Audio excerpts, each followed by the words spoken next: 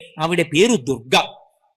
దుర్గా అన్న మాట మీరు జాగ్రత్తగా అర్థం చేసుకోవాలి. ఎంతో కష్టపడి ఉపాసన చేస్తే తప్ప అసలు ఆవిడ యొక్క అనుగ్రహం పొందడానికి సాధ్యం కానటువంటి పరదేవత కేవలము ఆ నామాన్ని ఉచ్చరించిన మాత్రం చేత, స్మరించినంత మాత్రం చేత సమస్తమైన శుభములను వర్షించడానికి ఒక రూపాన్ని పొంది వచ్చి కూర్చుంటే దాని పేరు దుర్గా.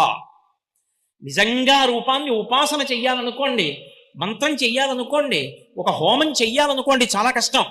కానీ పరమకారుణ్యంతో వచ్చి కూర్చుని ఆ పేరు చెప్పినా, పేరు స్మరించినా, ఆవిడ రూపాన్ని స్మరించినా అనుగ్రహించేస్తానందనుకోండి, రాశీభూతమైనటువంటి దయాస్వరూపంగా వచ్చి కూర్చుంటే ఆవిడికి దుర్గా అని పేరు.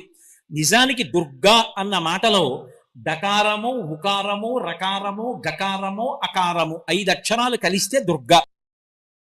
ఆవిడ పేరు దుర్గా. దుర్గా అన్న మాట మీరు జాగ్రత్తగా అర్థం చేసుకోవాలి.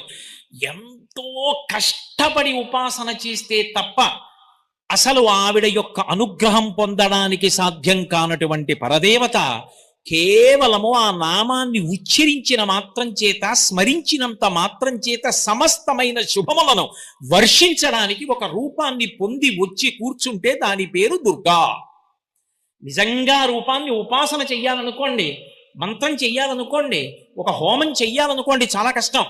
కానీ పరమకారుణ్యంతో వచ్చి కూర్చుని ఆ పేరు చెప్పినా, పేరు స్మరించినా, ఆవిడ రూపాన్ని స్మరించినా అనుగ్రహించేస్తానందనుకోండి, రాశీభూతమైనటువంటి దయాస్వరూపంగా వచ్చి కూర్చుంటే ఆవిడికి దుర్గా అని పేరు. నిజానికి దుర్గా అన్న మాటలో డకారము, ఉకారము, రకారము, గకారము, అకారము 5 అక్షరాలు కలిస్తే దుర్గా.